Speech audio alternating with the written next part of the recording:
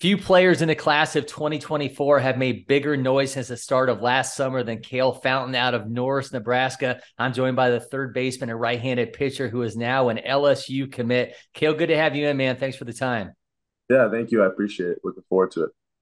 So the PBR scouts, they rave not only about the shows that you put on in batting practice, but that you back it up with in-game production. Tell me about what these last few months have been like for you, jumping up to 16th in the class and now the commitment to LSU.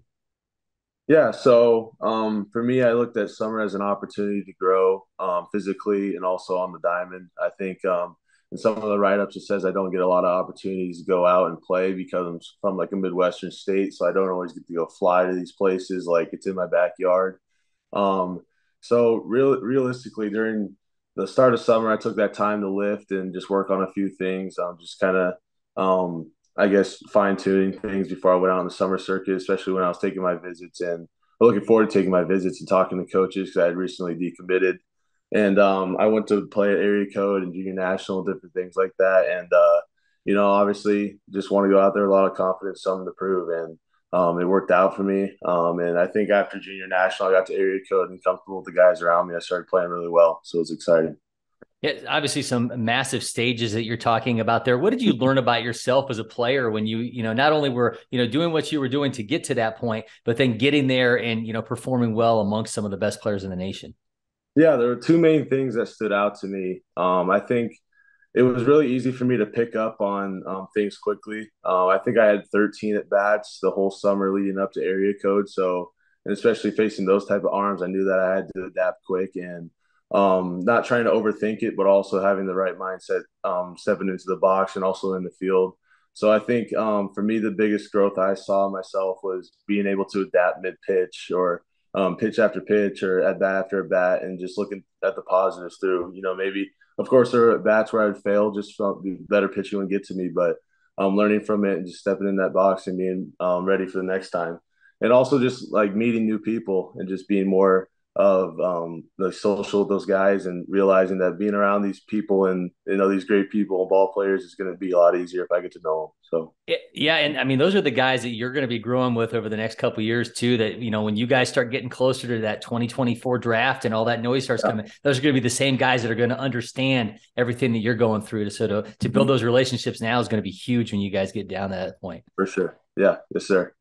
So the state's top player in the class, the number one third baseman in the nation in 2024. When we talk about the 2023 season, what is that biggest area that you're looking to improve on?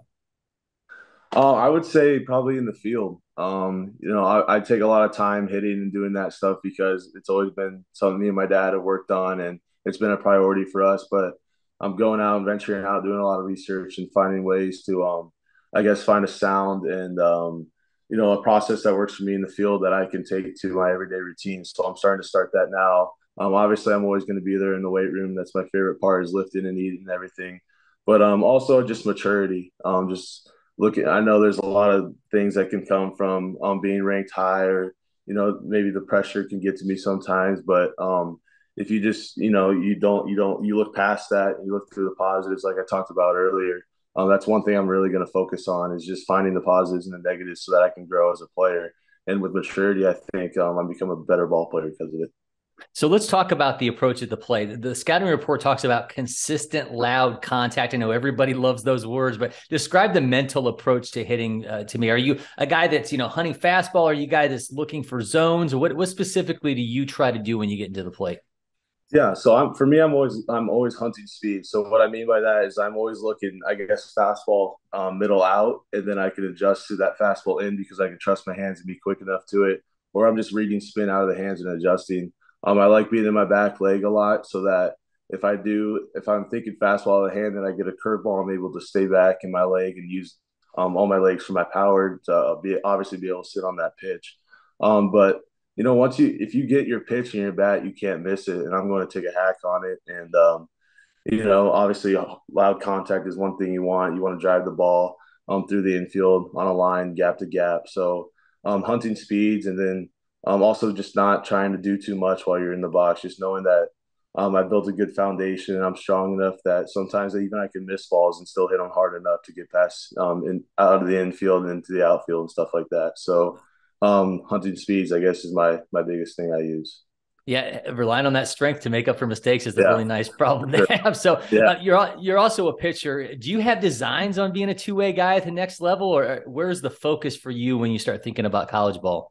Yeah, so for me, I've always been primary, obvious position player at third and hitting, but I kind of do pitching just for my high school spring stuff to help the team out as much as possible because I want to win with those guys and win a state title.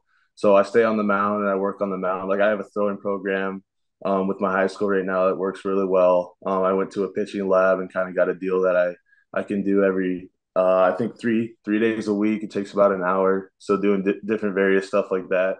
But I like doing that type of stuff because it helps me with arm strength stuff for across the infield, and it also teaches me new ways to move and stay athletic. So I stay on the mound as much as possible, and see how much I can grow there and go somewhere with it. So I always try and keep my opportunities open with both of those. I know you were previously committed to Florida State. What was it about LSU that you felt, not only was it time for a change in destination, but that was where you ultimately wanted to be? Yeah. So this time around, I committed pretty early on, but this time around, I was fortunate enough to be at that September 1st date to where I could take those visits. And I talked a lot about this with my family before making the decision. It's just we got on campus and it was a different feeling once you got to be around everything and see everything.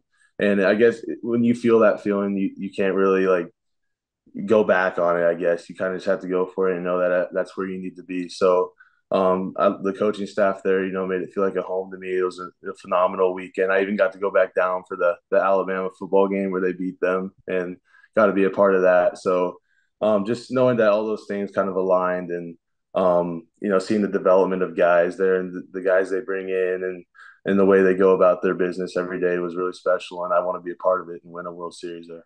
Yeah, I mean, you see guys like Alex Bregman and all them go through that program, and certainly the way they develop players. What were they talking to you specifically about where they see you just immediately when you get on campus? Yeah, they want to see me at third. They want me to continue to work there. There's definitely like possibilities getting the corner outfield with the arm strength and the speed too.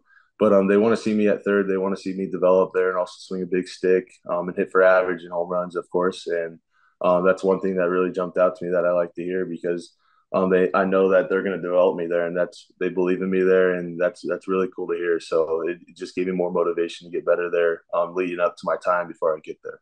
Awesome. Well, Kale, listen, man, Yeah. congrats on a great 2022. Wishing you a happy holiday and the best in 2023. Yes, sir. Thank you.